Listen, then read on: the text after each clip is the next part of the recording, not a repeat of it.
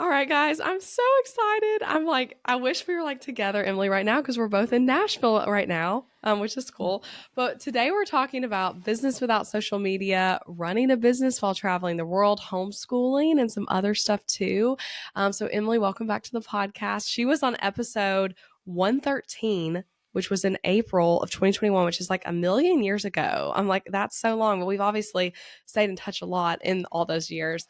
And I always love catching up with you. And it's fun because so many of these questions are ones that I'm like, I have either asked you privately when we've been on Zoom calls together over like since you've been doing your family gap year, or ones I've like wanted to ask you but haven't. So everyone's going to get to hear all these fun questions. So anyway, for Emily, for those who have not met you yet, will you introduce yourself and share a little bit about your business and who you serve and like what you've been up to in life?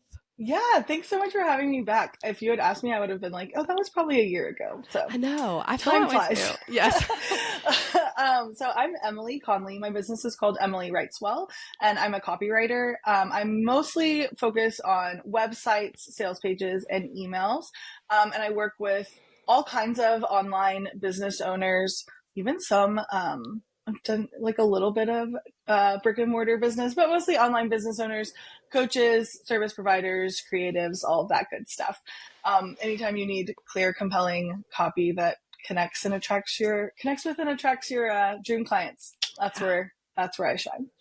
Yes. And we like, okay, so I think the first time we worked together, was it 2020, our first time working together, or before Yes, then? it was For Black Friday? 2020, and it was Black Friday of Yeah. 2020. And Yeah, we've been because we working just together did our since for launches and all kinds of stuff. yeah. It's wild. I know. I think this last Black Friday was like the fifth or sixth. I think it was Yeah. like the sixth one, or no, it's Yeah. the fifth Would it be one. fifth? Yeah. Or no, that would have been, Fifth. yeah, fifth, right? 20, yeah, of last, yeah. Yes, fifth. That's Math right. isn't my. I know that's, yes. But we've been working together. Yeah. So Emily's written a lot of my emails, is the point, for launches and, Black Friday every year, which is just, yeah, so fun. You're so talented. And I feel like this is going to be a fun interview because in April, when you came on in 2021, we were talking about copywriting. We're actually not talking about copywriting today. We're talking Yeah. about more lifestyle things and like behind the scenes of running a successful business without using social media now for you, which we're going to start with. And then also while homeschooling and traveling, and you're just in Nashville right now for just like 6 weeks, which is cool. And then going back on the road. But let's start with business without social media. Okay. So I remember literally still when this happened, it feels like it wasn't even as long ago as it was, but your Instagram was hacked and completely removed my meta in July of 2023. So a Yes. while ago now. So can you tell us like what happened? Because that's like every business owner's worst nightmare in a lot of ways, of like just losing your Instagram, your business Instagram. So tell us what happened. It really was a nightmare. So, and I thought I was living. Okay, let me just set the stage because this is good. So, I'm flying back from Madrid to Nashville, and we had splurged on business class like upgrade. So, I'm in this like pod. I am feeling so hot. Like, we never do things like that. So, I was like feeling so cool. And I was like, I'll just do a little ask me anything on Instagram from my like business class flight, right? Like, feeling like such a legit business owner. And so I'm answering questions, and then I get like a white screen, and I just got locked out. And it was like, you've been logged out. And so I went to log back in, and it gave me an error message that said, I don't even remember what it was now. It was like, you've done something and it's done and it's gone, and like you can appeal it. So I appealed through, so it's all like forms online. So I appealed, and they sent me an email like 2 days later, and they said, basically, oh my gosh, we're so sorry. That was an accident. You didn't violate anything. We've restored your account. Let us know if you have any problems. And I could never log back in ever. Like, I went to go log back in, and it gave me the same error. And there's no way to contact. Like, you're at the mercy of like a chat bot and email. Yeah. And forms. I submitted the like appeal form maybe like 60 times. I don't know. And I could never, I mean, I tried for weeks, and I could never get it back. So then it was gone. Yeah. And at that point, you had your account how many years? Four-ish. Four Yeah. years. Yeah. And so Yeah. you had a lot of posts, like well over 100, I'm sure, Yes. right? Oh yeah. So that was the biggest, I was never like a huge Instagram person. So I think I had about 3,000 followers. So it wasn't like a massive But a account. thing to point out though is I feel like when I think about your Instagram, you were using it to get clients. So it That wasn't was, like like having a smaller following doesn't mean that it wasn't like helping you. Yeah, Yeah. it was 80+% of my Okay. That's, business came yeah, that's a from lot. Instagram. So it was not just my main, like it was almost my only driver of traffic. I was doing other things, but that's where everyone was like coming in from. And I had a really, really like strong community. I was always on stories. There was so much content. I mean, I had things I had poured hours and time and Yeah. energy, creative energy into creating, and I was the saddest about losing my content because it was Yeah. all gone. And Yeah. so it was really sad. I had really put a lot of time and effort into it. So it was a huge bummer. I thought that I was going to be like I didn't know what was going to happen. Like I wasn't sure I was going to have a business. Yeah. So what would you say was the next, like, because I know you ended up making other accounts and still trying to use it for your business. So like what was your initial reaction and then ultimately what you ended up doing? Yeah. So initially I was just like horrified and I was like, well, I had a really thing. So the two things that really helped me is that I had built a really strong community on Instagram where people had other, like, I was on Voxer with those people or they had emailed me or like they had other ways of contacting me. And so a lot of people reached out and were like, what happened? Where Yeah. are you?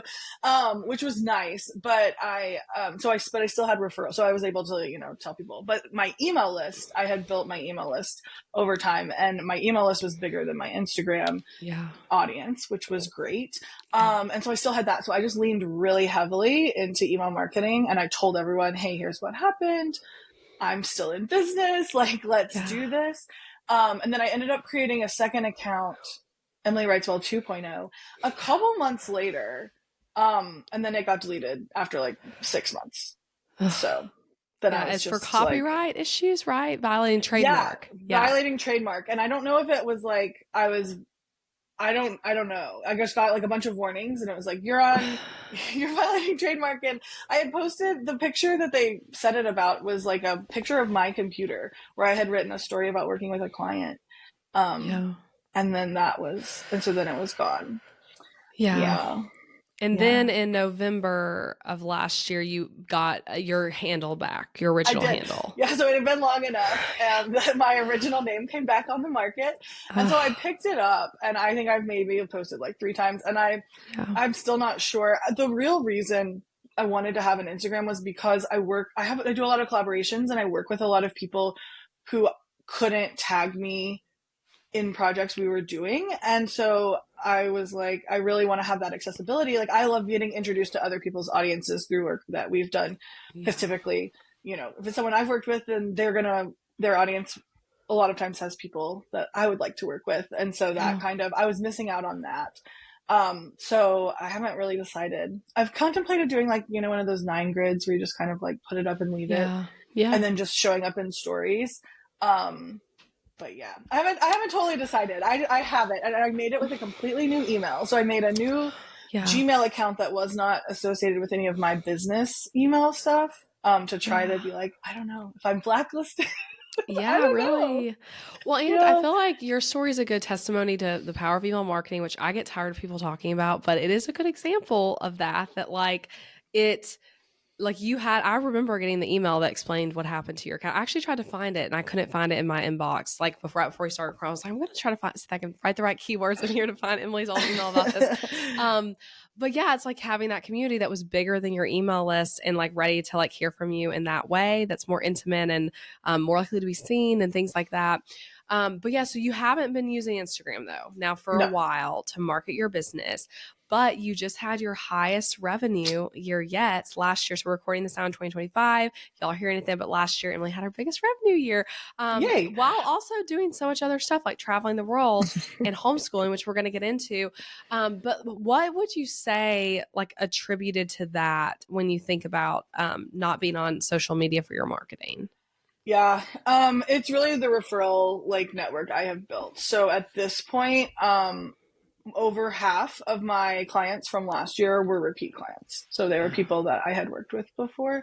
Yeah. And then the rest, I like 10 or 20% comes from my website, just, social or, what's the term? SEO, just finding you Google. Yeah. Yeah. Organic search. Yeah, Thank you. organic. Yeah. Um, was like, there's a word for this. So like 10 or 20% comes from organic search through my website, just kind of the traditional route. And then everything else is referrals. And then, people who are connected to my referral network. Yeah. Yeah, so that was huge. And so I did not market my business last year, Yeah. really, at all. Um, which I wouldn't recommend for like, it's not a great strategy. But I was able to have my highest revenue year without marketing while doing all these crazy things. And there just really wasn't time. Yeah.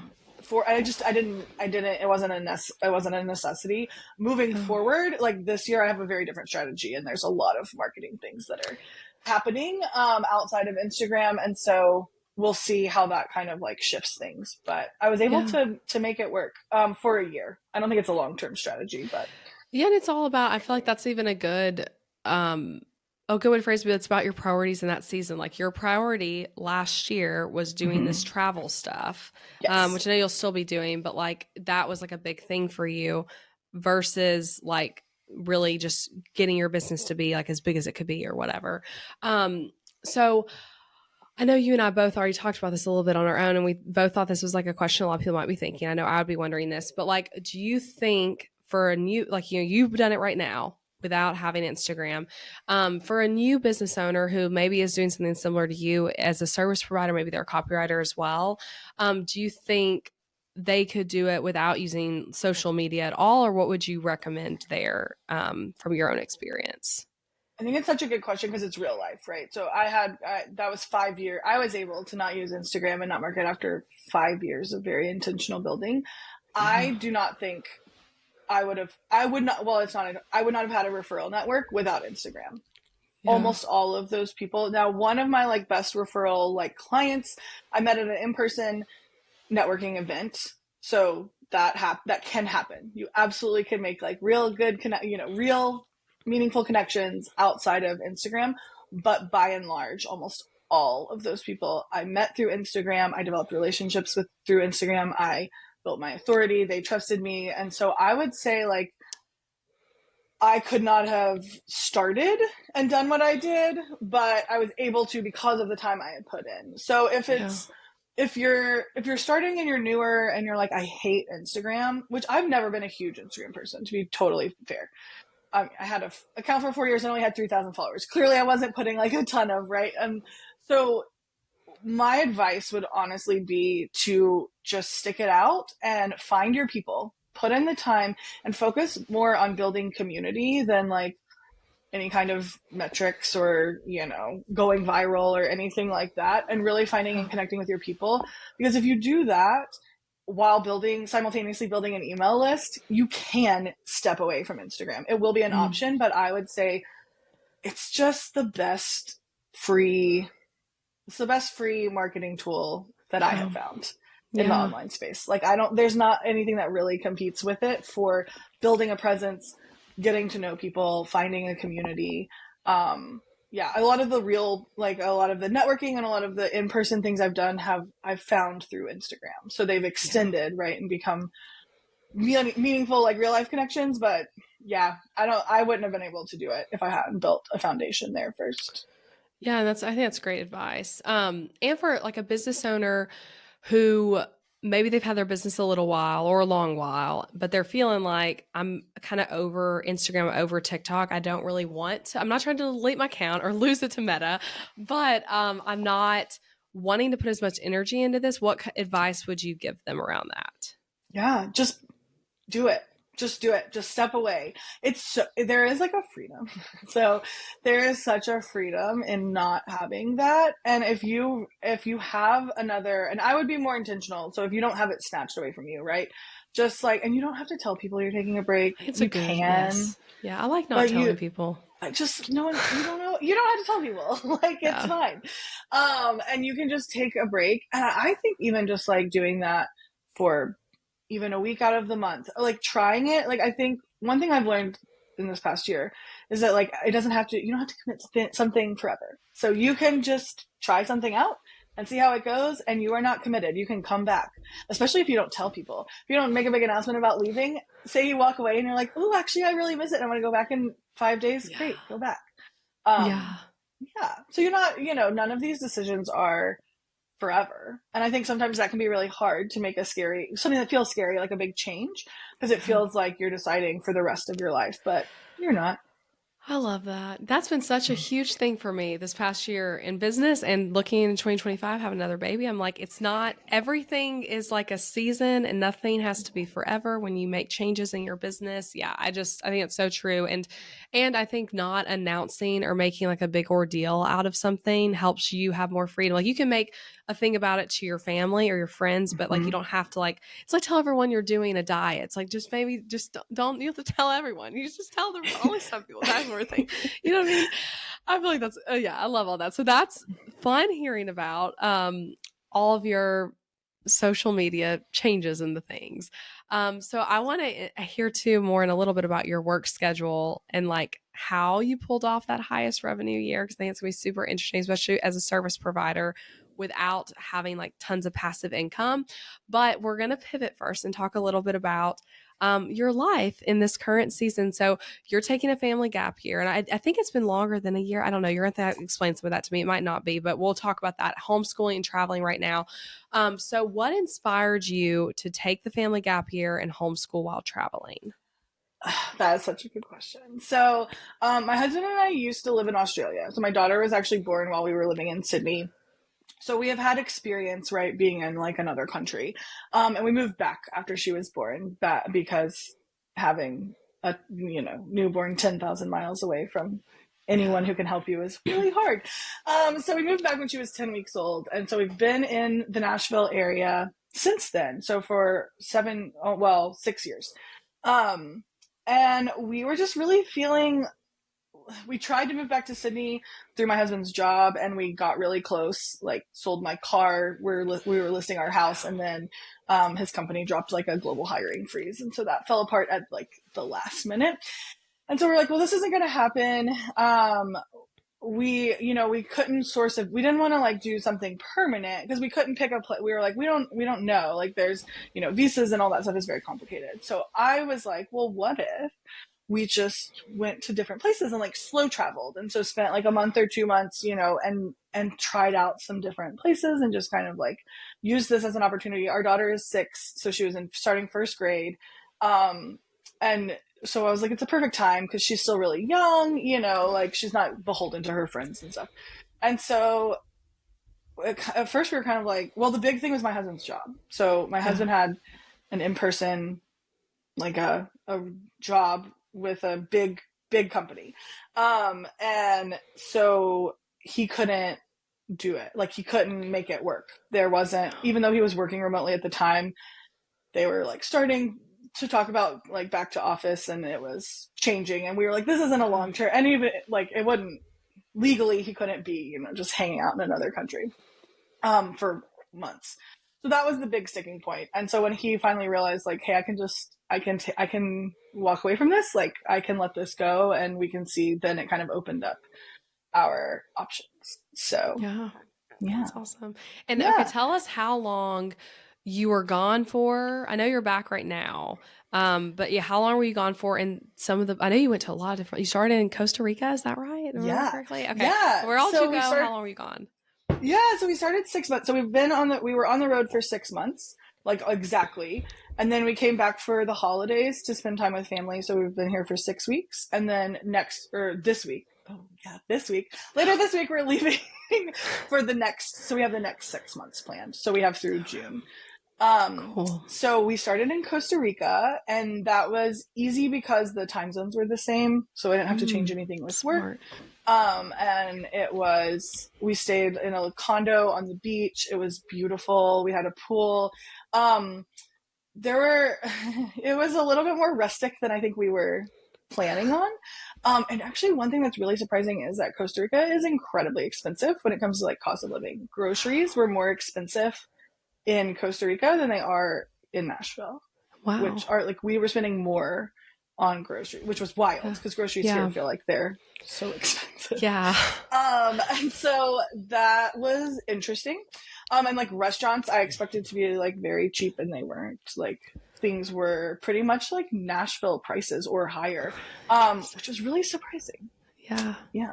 Also sometimes the road, you would be driving on a road and then it would no longer be a road. It would just be this like dirt path. And then you were driving through a river, like legitimately driving through a river. And so, but it was an adventure. It was different than I was expecting. But it was a really good starting place. So we started with Yeah. 2 months there. And then we flew from, uh, Columbia to, we flew down to Columbia, then Columbia to London. So that was like a long flight, and we met my parents and we did like a little road trip through the UK with them, which was really fun. Yeah. And then after that, we went to Greece. So we stayed on a little island. Well, it's actually a big island, Naxos in Greece. We stayed there for 5 or 6 weeks, and then we went to Spain. So we stayed in Valencia, Spain. We were actually there when they had like a massive flood, and it was like being somewhere else, like in another country when it's a natural disaster. That was very, we learned a lot. That was very eye opening. Yeah. That was interesting, but we were fine. So that was, we were all safe. And then we ended with a few weeks in Morocco. So we That's were in awesome. Marrakesh for 3 weeks. Yeah, I think Yeah. last time we talked, that's where you were, and it was like not light nighttime for you, but like midday or something for me. Yeah, that's cool. Okay, so I did you have to make any major shifts, like selling a home, selling cars, and things like that, in order to do this? Yes. So yes, we kept our house. So we rented our house. We found like a long-term renter for our home. And real Um, quick, do you feel like that was hard to find someone that fit the no. bill for that? Or was it okay? Well, Cool. we hired a our realtor. So our Yeah. realtor also manages properties, and so Okay. and we're like very good friends with him, and he's amazing, and so he kind of ran that whole process. But I think we had six different like couples, families come look at the house, um, and then this person was like the best fit overall, and so Yeah. that's been, touch wood, that's been really easy. We haven't And had any like, did you leave your furniture? Like what, not, or no. completely empty? So almost completely empty. So we Okay. sold most of our, so that was like, so we sold most of our furniture, which most of it I felt okay about. So a couple of things I loved our couches. But we sold some things to the renter. So like we sold our washer and dryer. We didn't want to like be responsible, if the washer breaks, I don't want to be responsible for that. But Yeah. also, you don't have to move in a new one. You can just have these. So we Yeah. sold that and some of our like our outdoor patio furniture and like bar stools. So a little bit of the furniture stayed. Most of it we sold on marketplace. My husband did that. That was like a full-time job. Yeah, I It was bet. wild. Yeah. We sold our cars, both of our cars. So we kept the house, sold the cars, sold the furniture, and then my husband quit his job. So that was the biggest. That was a huge. That was a huge thing because that was our health insurance. So he Yeah. had benefits through his job. He'd been at the company for 13 years, so um, that was a big one that felt really really scary until he did it, and then it was kind of like, oh, we're fine. Like this is okay. Yeah. And that's a lot. Did you have a storage unit, or was it really like nothing you kept? We have a small storage unit. Okay. Yeah, that's like 8 by 10. That has like our Christmas ornaments and some of my daughter's toys. Like we didn't get rid of her Barbie dream house and Yeah. Okay. a lot of her toys. And then like my better cookware I kept, things that I felt like I could easily like move. Yeah, that is, and that's such a big, like, that would feel scary off to me. Like, I'm really doing this. We don't have cars right now. It's like, that's so like going all in. What would you say was the biggest like mindset shift or challenge in like making it all happen? Because I even remember like one of our copywriting calls were like in the early phases of like talking about how I think we're going to do this. Like, I think we're going to try to rent the house, and like, it is just like, if it's a process, like, I'm sure that took y'all a while to like make all that happen. So like, what were some mindset shifts and things you had to do?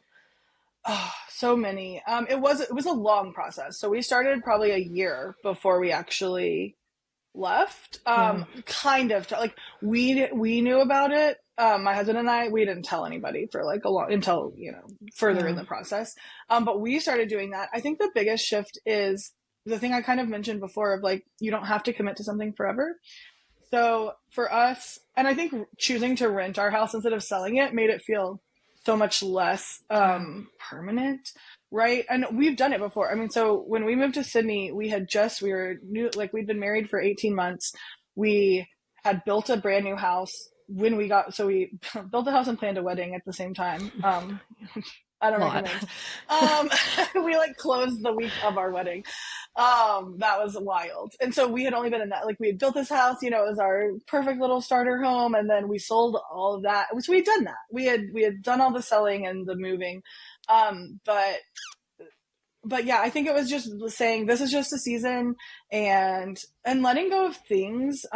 So this house we had built as well. So we were the only people who had lived there, which and I had picked out all the things, and designed it, and it's a great house. And so I think like letting go of like finding my stability in a physical, like in our house. I had to decide like the three of us together, like that's home. And so Mm, as long as the three of us are together, wherever we are, we can have stability. I think that was my big yeah. fear, is I was like, on paper it kind of looks like I'm yanking. I mean, my daughter was doing beautiful, and she was in a magnet school and that you have to like test into. It's really hard to get into. She got into it, and then we kind of like pulled her out of it because we knew if we left, she probably isn't going to be able to like go back. But we weren't Mhm. really planning on returning to the community we were living in, so it was Yeah. kind of like it's okay. But yeah, I think like the stability issue was hard for me as a mom to be like, am I wrecking my kid? All of that, and being like, you know what, we're just gonna see. And I think the whole time we've been really intentional about checking in, and we did this leading up to leaving, and we've continued to do it of like, how's everybody doing, Oh, how are we feeling, and if at any point any one of us is like miserable, we can make changes, we can yeah. we can do things differently. Like that's such a theme of our conversation is that nothing has to be like permanent in your life Yeah. and business decision making. Yeah, I think yeah, and that's so much stuff to have to like think through and work through. And yeah, like so, yeah, Charlotte had a year, I guess, of school, just like Hmm. traditional schooling. Now she's homeschooled. Hmm. Did you ever see yourself homeschooling, or was that like something you ever thought No. about? Yeah. Um, No. yeah, so what? Like, I know a lot of moms listening are like, I'd love to homeschool, maybe because they're also like you, and they're like, oh, I want to travel with my family, therefore homeschooling makes sense. Or they just like want that more like flexible lifestyle and having their kids home. I would just love to hear your experience with homeschooling, like, and also like structuring it while traveling. Yes. Okay. So I was a teacher. That was my first Yeah. job out of college. I didn't go to college to be a teacher. I did like a non-traditional program to become a teacher, but I've taught kindergarten and first grade. So I was like, professionally, I get it. I know how to Yeah. structure a curriculum. I know how to, do objectives. Like it's, to be perfectly honest, that part of it isn't too hard. Anybody can do that. But so I was like, I can do that, but I never had any desire to. I have a very strong-willed child, and like I like that she goes off to school and someone else deals with her for 7 hours, right? Like I like that. But I have like it's so much harder. Okay, so I was a professional, so I was like, this isn't going to be that hard. It's hard, and it's a lot more time consuming than I expected. Okay. Um, but I think the thing I have found that I didn't really, so making a mindset shift. I've had to shift from like only considering school, sitting down face to face, like working in a workbook, doing a Mhm. in person lesson. Like to me, that was school. But I've had to really broaden that and realize like, so for example, when we were in Valencia, we went to um, the aquarium. I was trying to think of how they say it, but they call it something cool, but we'll call it the aquarium. And we spent the whole day like, my daughter's obsessed with sharks, and so they have this huge shark room, and she read like every plaque that had to do with sharks. And then we sat on this bench and we talked about like, we identified like all these different sharks, and then she was like teaching us facts about them that she had like just learned. And then we did this whole immersive day. And then when we got home, I was like, okay, well, we got to sit down and do school. And then I was like, wait, no, we just did. That was Yeah. 4 hours of like that was real Yeah. experience, right? And so like, especially where we've been, so like when we were in Greece, in Naxos, like when you come into the port, there's this like 2000 plus year old arch that's standing from, it's like the temple of Apollo or something.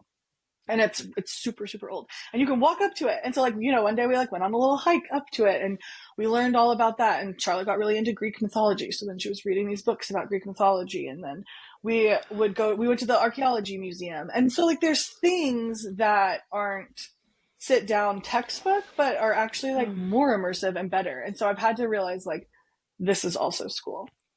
Yeah. So yeah. That is a big shift from how, like, because, when you send your kid off to school, it is like sitting there versus what Right. you're saying. Yeah. Okay. You said it's more time consuming than you thought. I'd love to hear more about that, because I feel like whenever I typically hear people, because so I've thought about homeschooling, just throwing that out there, but I don't know that I will. I have years to decide that. But I feel like a big hesitation for me was like, well, I have a business, other kids, like how am I supposed to do that and this? But then people say homeschooling is not as much time as like a school day. But then you're saying Yeah. so like, can you talk about that? So like how much time you're spending on it versus doing all the other things you do? Yes. So no. So yes, homeschooling is not as much, because like legally it's 4 hours a day. So Okay. that's because like in school, I mean, I think that's generous. I don't think you spend 4 hours learning in a regular school, but like you technically, because it's like a lot of transitions, right? And like all Yeah. this other stuff that you're doing. But 4 hours of like instruction is what in Tennessee, I don't know, everywhere else, that's what you're legally like required to do. So it's not as much like actual time as a regular Yeah. school day. I chose not to purchase a curriculum, and so I'm planning. And so I think Yeah. if you bought a curriculum and followed it, it would be a lot less time, because what I'm doing is like, so part of the problem is, well, it's not a problem. Part of the scenario, like the situation, my daughter's just pretty like she's about to finish third grade math, and she's supposed to Wow. be in first grade. So she's Yeah. like pretty advanced. She loves math. She loves math and reading, actually. And so for me, I've used it as an opportunity to really narrow down. So like I spent a lot of time like having her take placement tests so I could really see where she was. So Mhm. I'm not teaching her things she already has mastered.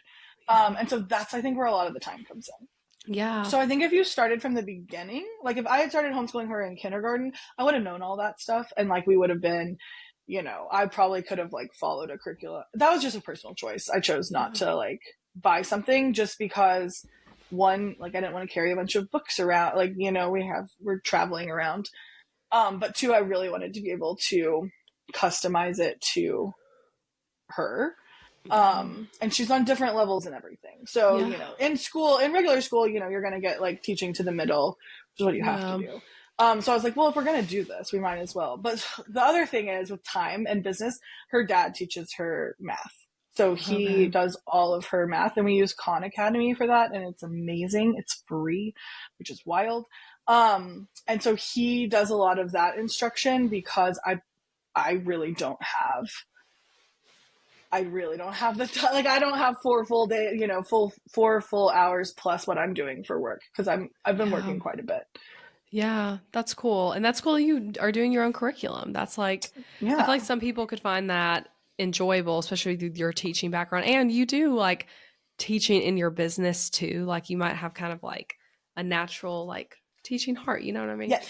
Yeah. So I know every day is so different when you are traveling, but could you kind of share, while you have been in all these other countries and places, what a typical day has looked like between homeschooling and exploring and work for you? Yes. So one thing that's been kind of interesting is we spent a lot of time in Europe, and so the time zone has been, right. We're like anywhere from 6 to 7 or 8 hours ahead, depending on where we've Yeah. been. And so it's actually really nice. So we wake up at like 9. So we sleep in. We have very slow mornings. So we wake up, no alarms, just like So she'll sleep wake till up. 9? Well, she doesn't go to bed till like midnight. So Oh my gosh. yes. I'm like, I've never seen 9 a.m. with either of my children. No. Yeah. So yes. Well, so her whole life was like 7:30 p.m. Yeah. bedtime, up at like 6, Yeah. her whole life. Okay. And so we have adjusted. And Yeah, so that's cool. yeah, so we like slow mornings, get up, have coffee, like to go for a walk if we can, like just kind of go. And some places we would go to the playground in the morning, but like in Greece, we found that no one was on the playground at all until like 9 p.m. and or 8. It was like 8. So then from like 8 to like 11 p.m. the What? playground was packed. Yeah, it So was is it so like weird. dark outside though? Yeah, pitch black. Yeah, but I mean they would have That's like lights. But yes, yeah, everyone would be okay. out. Even when school started, like the kids were Interesting. there until like Yeah. 10. It was yeah, very interesting. So when we do school in the morning, so we try to do like either ELA or math, and then we all have lunch together. And we found that lunch became kind of our big meal of the day. So like I would cook like a full meal because I wasn't working yet. So this is all like happening right before. And so then after lunch, Charlotte would do her other either math or ELA, like whatever she hadn't done. So another block of school, and then she and her dad would typically go out and like do something. So like when we were in Greece, we were 8 minutes from the beach. They would normally just go to the beach and Yeah. play, and then I would work from like 3. I would start taking calls about 3 p.m. was like when people were starting to be awake in the U.S. And so then I Yeah. would work from like 3 until 11ish. With taking like a break for dinner. But for dinner, we normally would just do like salad or a soup or a sandwich, like something really small and simple, kind of like what we normally would do for lunch. So we kind of Mhm. flipped those. Um, Except for the weekends, then we kind of go out, and so we would mostly eat at home. So we stay in Airbnbs, right? So we have a full kitchen. Like Yeah. really treat it. I think that's a big misconception is everyone thinks like, oh, you're on vacation, and it's like, oh no, we most like it's very mundane. Like it is just normal life. Yeah. Yeah, so that's like a normal day, right? And then when we were in Greece, Charlotte would go out to the playground. When we were in Spain, she went to forest school 2 days a week, which was really fun. Cool. And so Donnie, my husband, would take her in the mornings, and she would spend all day in the forest, Oh. doing I don't know, hammering, Oh. building stuff, playing. It Interesting. was really cool, yeah. And she liked having that. And she was there for 7 hours. Like they would be outside all day, no matter the weather, Wow. for like 7 hours a day. And so that was kind of nice too, because then I could just, work during that time. Yeah. But yeah, that's mostly what it would look like family time, lunch, a little outing in the morning and after early afternoon, and then I would work most of the evening. And so Charlotte and Donnie would do whatever, they would play Mario Kart and kind of just do Yeah. normal stuff. And then we all would go to bed about midnight, which was Yeah, so I know people stay up so later there, different. so that's like yeah, I know it's like culturally a thing, so I know it does feel like such a different schedule. Um, Yes, and we absolutely. didn't share this, but I feel like it'd be helpful for people. What has Donnie's work been since y'all started traveling? I know we say that Yeah. he quit his job that was like a corporate job he had been in a long time. So what's he doing now? Yeah, so he is doing a couple of things. So he actually started his own like Google Ads, like PPC marketing business. So he has like clients through there. So he's kept it pretty. Yeah, I mean he has like a handful of clients. He's starting that, and the second like as we move forward, he's going to be putting a lot more time into that. But for the beginning, it was really nice. So he could Yeah. have some clients like start building it. But he's been working in the back end of my business a lot, which has been really nice. So he's been trying to set up. You mentioned before, like being a service provider and not having passive income. That's something I'm trying to change, and so he's been Yeah. working on that in the background. And then also, all the he does all the grocery shopping and all the um just like household things and is like mostly in charge of Charlotte Yeah. outside of when yeah, That's I would say cool. mostly in charge of Charlotte. Yeah, so he's like kind of like a stay-at-home dad, which he's loved. It's been really fun. Yeah. And That's cool. he's yeah. So like it's also nice because Charlotte and Donnie have gotten to like create a new bond that they kind of didn't have before. Because I stayed home with Charlotte until she was, in like pre-K. And so we had that time together. So it's kind of special for them to have that too. That is. That's really special. Yeah, I feel like people are going to love it. You just gave so much detail to everything, which I appreciate. But to wrap up like this part about homeschooling, then we're going to talk more about your business side. But what would you say has been the most rewarding part of traveling and homeschooling and having like your sweet family like together all the time? I think that sounds so special. What would you say has been the most rewarding part of it all? It's really seeing the learning process happen. So with young children specifically, they just are little sponges. And so to really like see what Charlotte and I love like so we'll go do an activity all three of us and then we'll talk about it later and I love seeing like what stood out to her, what she noticed, what she remembers. And like kind of hearing we keep a travel journal.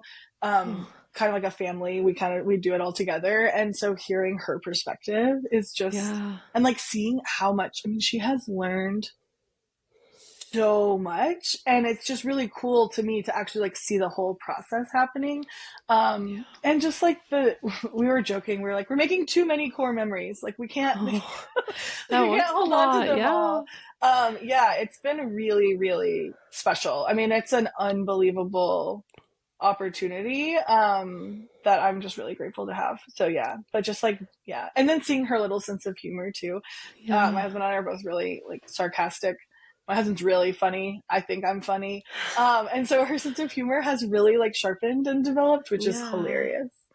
Yeah, so So what for anyone listening who's like, I'd love to travel with my family and I have a business, is there any like, as we kind of leave this topic, like advice you would give them maybe that you wish you knew when you first started this journey?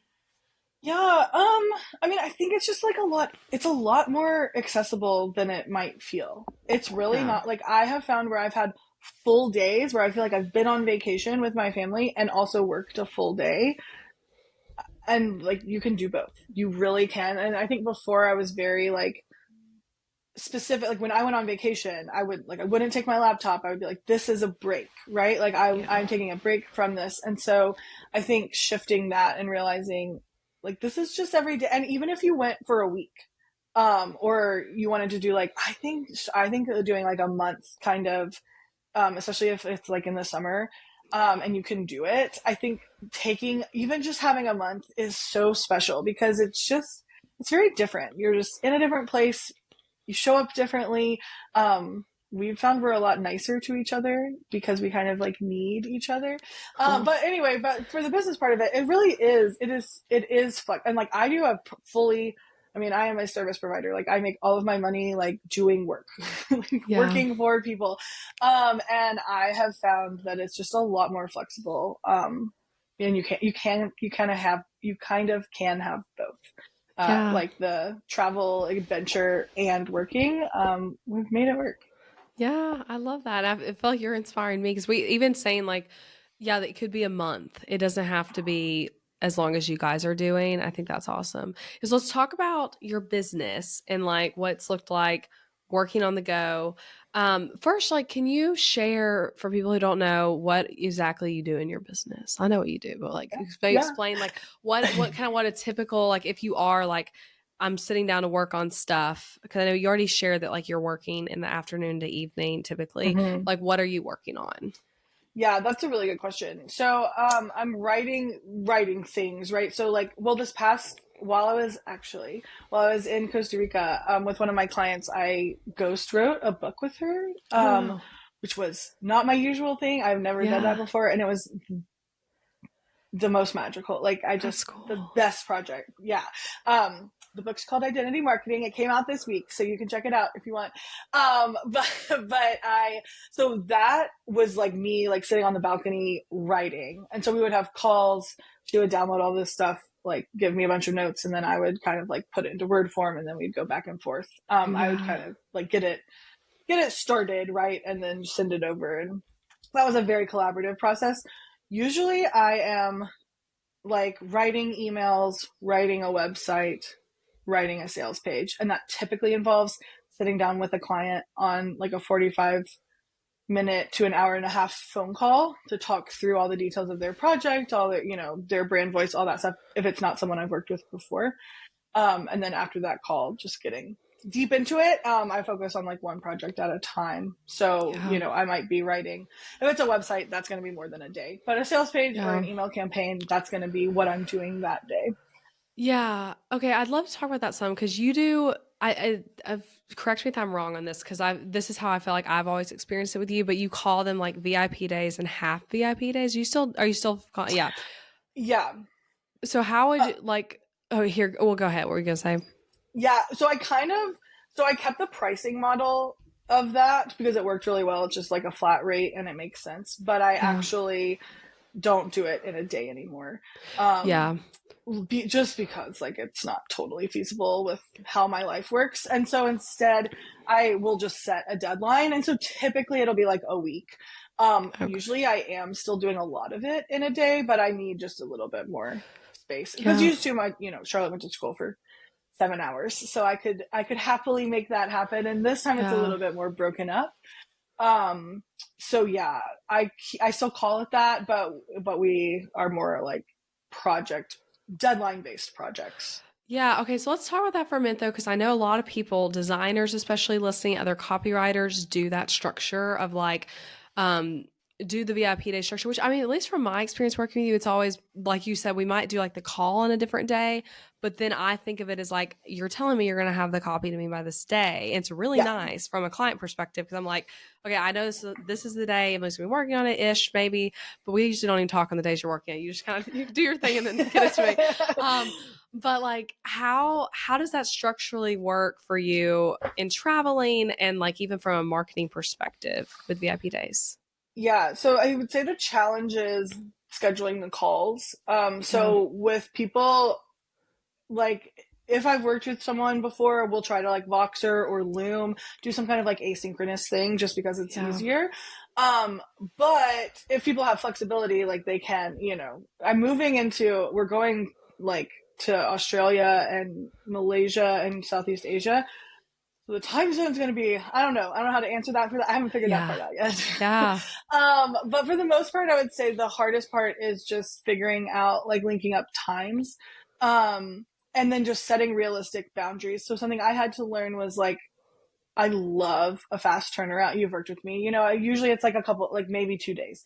And so for me, I had to like lengthen things and Yeah. give myself just because more things pop up, right? Like it's a lot less of a uh my kid goes to school. I mean, life happens all the time, but Yeah. it's a lot more spontaneous, I guess. And we have like travel days sprinkled in, right? So then I have to account for that. Like, Yeah. oh, I'm not actually working a full week. I'm going to be flying on Thursday, so I'm not actually working. So I think being realistic with timelines and setting, as long as I have found as long as I set proper expectations with my clients, Yeah. they have no problem with it. But I think where the problem comes in, at first I would be like, oh yeah, I'll have this to you tomorrow. And then it would be like, it's going to be Friday. It's going to be Yeah. Monday. And so then it starts to feel like you're being, like flaky or like letting people down, which I hate. So yeah, I think for anyone doing it, it's just like giving yourself time to figure it out and then just honestly communicating with, like I tell all my clients, if anyone new comes to me, I'm like, hey, just so you know, I am trying, like, here's my situation. And Yeah. I've had people who are like, I don't feel comfortable, right? Like they want more stability, and that's totally fine. Like Yeah. that does not hurt my feelings at all. So I think just being really clear upfront and giving yourself time. Yeah. That's great advice. And with how much like I know you again, you said like you got to be flexible because you don't know, like you're about to go to Australia. Like, what is that even gonna, you're going to figure it out kind of when you get there, sort of thing. Yes. I'm sure you've had a lot of that. Do you feel like you are using your calendar a lot or no? Like, like when Yes. you think about, yeah, just tell us about that, like calendaring your life when you're changing time Yes. zones and stuff, even. It's wild. So like I use Google Calendar, and so you can have two time zones. And so like I have my central time zone, and then I change it to whatever I'm in. Okay. And so that way I can like know when the windows are, because I don't know, I'll be like, oh, it's it's 9 p.m. where I am, but then it's not eight in the morning where you are anyway. So I do that. I block a ton. I've had to get really, really like locked down on my calendar. Before I was kind of like a very go with the flow, like, oh, whatever, like I have all this Yeah. open time. And now I have like giant blocks where it's because people schedule, also like I do one-on-one sessions with people where we like work together for 90 minutes, and people will just schedule they just have a link and they can just Oh schedule yeah. them. And so I have to have everything blocked to where they can't schedule something. Basically, Yeah. like my whole calendar is just a dark spot until I get to Sydney and like figure out how to do it, because Yeah. I don't know. And then yeah, I think also one thing I'm trying to get better at is only taking calls on like two days instead Yeah. It's of a good idea. all the days, just because yeah. And it could be late. Like I would be doing a one-on-one session at 10 p.m. and that goes till 11:30. And like, even though I'm sleeping till not, even though I'm like sleeping at like, you're still Yeah. pretty like, I'm not Yeah. giving my best at that point. So figuring out, oh, if I do this one day a week, I can do it. Like I can have some afternoon coffee and like power through, but Yeah. not doing that every day. Yes, I think that's helpful, even not traveling. Like, I try to do that of like, instead of, because right now I'll have like 2 work days with childcare for both children. And so it's like, I don't want to take meetings randomly throughout both those days, so you're not going to get anything else done. So instead of being like, on this Exactly. day, I'm doing this meeting, and then another one, and then the other day, I'm not doing that all day or whatever. Yeah, I think that's really good advice. Well, and I think Um, that's like such a good point too, though. Like just quickly, like I think the situation I found myself in has forced me to actually do so many of the best practices I've like known about yeah, but haven't had to do. So I've had yeah, to like get so streamlined with things, and like there's so much I used to waste time doing that like I can't. And so it really has forced me to be a more efficient business owner, which is yeah. a great like that's even like I think if you did this for a month with your business and like, even if you didn't go internationally, like you just went somewhere else with your family, like I think you would find like you become a better business owner because you have to. Yeah. Oh, I totally agree. Like any kind of weird like changes in your life, even like adding a baby to your business can be that way. If like Oh, all of a sudden you're like, I got to figure out stuff differently. Yeah, what are, I don't know if you'll be able to think this off the top of your head, so it's okay if you can't, but like what are some things you said that there were things that you were wasting time on that you now you're like, I can't do that. Can you think of any of those things that were time wasters for you or things that you're like just doing more efficiently now? yeah, I think a big one is like bouncing around. So like I have retainer clients who like I do the same thing for every month. And I think a huge time waste before was I would be like, "Oh, I have like 15 minutes. I'll just pop in and do one." Like I write 4 emails for this client. So like I'll just do one now. And Hmm. then I would get halfway through it, and then I would have to go do something else. And then I would come back, and it was like I was breaking those things up, and I thought I was being efficient by like slotting them into these little breaks. But like for what I do, it actually wasn't. Like that was something that needed more like focused. So I've gotten a lot better at batching. So I've gotten a lot better at like, oh, when I do all 4 of these together, I can do it in 2/3 of the time that it takes Yeah. me, right? Like I think that's one. Um Social media just, it's not happening. I used to like try to write blogs, and like that's just not a priority. So like that's not Yeah. happening. I quit some of the groups I was in. Like I was in like a like a network or a like a women's group or whatever of like I just couldn't put the time, like I was like I can't show up for this. Yeah. So I kind of like stepped out of that, and it has gotten really lean. Like my business is very lean. Like um yeah, I don't have a lot of extra stuff happening. So I think those Yeah. are all things I've done. I'm trying to think of anything else. I mean, social media is probably the biggest one. Like I Yeah. don't scroll through stories a lot. Like I haven't been I kind of forgot how to like do face to camera stories. I have not done one on my new account That's yet funny. because I went so long without doing it. I feel very Yeah. uncomfortable now. But that is not a priority either, and so I don't touch any of that stuff. And when something I want people to hear you say is that, like, you're saying that's not a priority, so I'm not doing it. Like, I just think more business owners need to think about, like, what's a priority for you right now. So, like, maybe for you, you're like, I'm trying to make it big on TikTok, or like, I'm starting my Instagram for the first time and I'm going to focus on this. Emily's not. Emily's focusing on this thing, but you have to like figure out like what it is for you with your season, with your family, and where your business is at. And I think yeah, the term priority is good because it's like not something can be good for someone and not for someone else, depending on your Oh yeah. business type, your season. Um, when you were like making your business more lean, as you said, did you like do journaling or like writing out anything to help you figure out like what needs to be cut, or just kind of happen naturally? I don't know if I you're a wish. journaler like me. I'm like you're not. But, I wish I could tell you I had like this thoughtful process. No, yeah, I it just honestly, happens. it happened because it was literally like, oh, I don't have like it was such a. That's when I say like I put myself in a position because I think there's things I've wanted to do. I've been in this space for like a while now, right? And like I love Yeah. personal development and professional development and like all these things. And I'd be like, oh, that'd be cool. Oh, that would be nice to do. But like I didn't have to, so I didn't do them. Yeah. Yeah, I would say I was just like forced into it. And honestly, it was kind of messy. Like it really was figuring out and then some things I have like deprioritized that now I'm kind of starting to reprioritize. And so that actually has been, I have been actually like mapping out, okay, if I'm going to put more time into marketing, Yeah.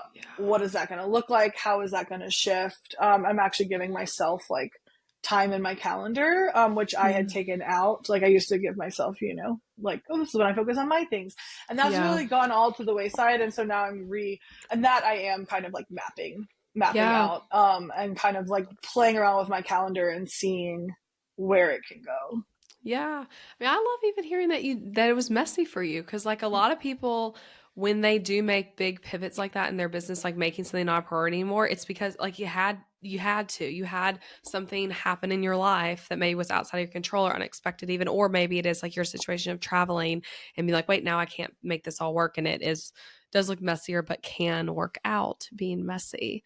Yeah. Um, yeah, I love that. Okay, so Emily, as we close that, I love this conversation. I feel like I have more questions for you, but we'll stop now. But any like last pieces of advice that you want to leave business owners with, who are just like inspired by this conversation or thinking like, oh, I'd love to travel with my family. I know you already gave some advice for that, but maybe anything else, or like, I want to shift the way I'm doing my marketing away from Instagram to something else. Like, what kind of final words would you leave us with?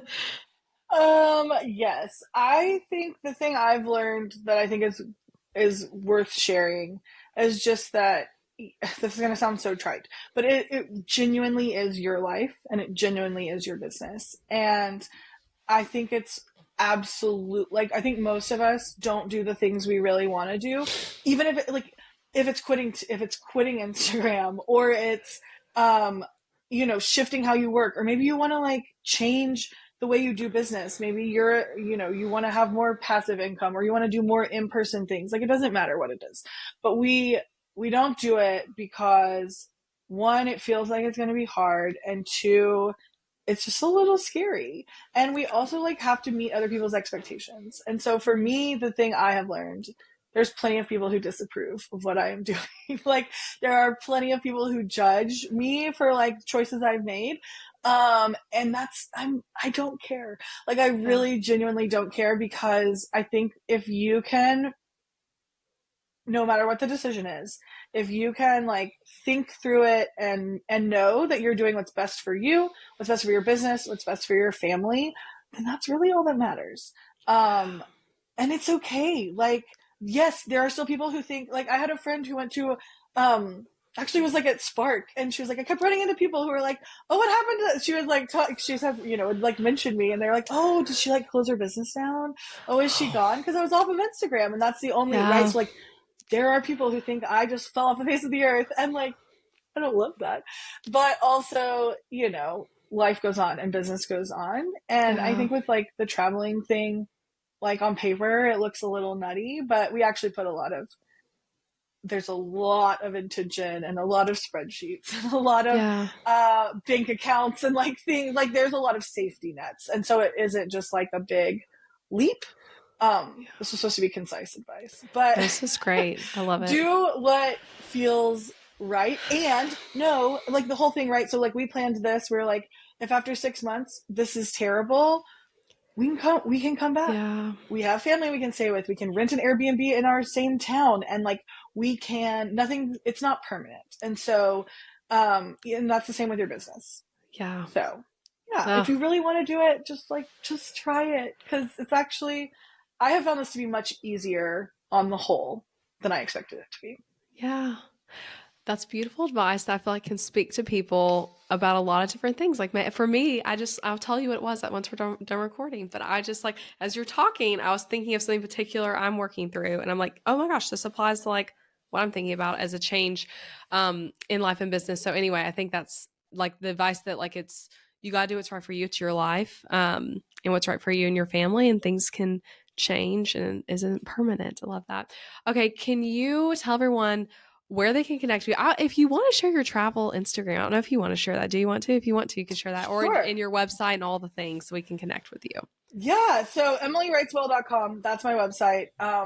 At Emily Writeswell on Instagram for now. I don't know. It would be There's fun not a for lot people to even happening see there. what you're doing, though. I feel like we want to see what's not happening. Like, I Yeah, think that's well, interesting. So go there go you see go. what's not happening. Go see that. And then slow down, travel more is our travel account. And that is actually one of the priorities I'm trying to like lean into. So Yeah.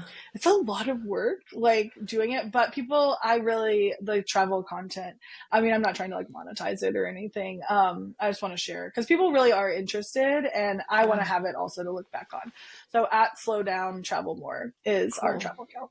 Awesome. And I'll link to all that in the show notes and to our previous episode we did together. So, anyway, thank you, Emily, so much. This was wonderful. Thanks for sharing all of your experience with us so we can learn and do some more things we want to. Thank you. Yay. Thanks for having me.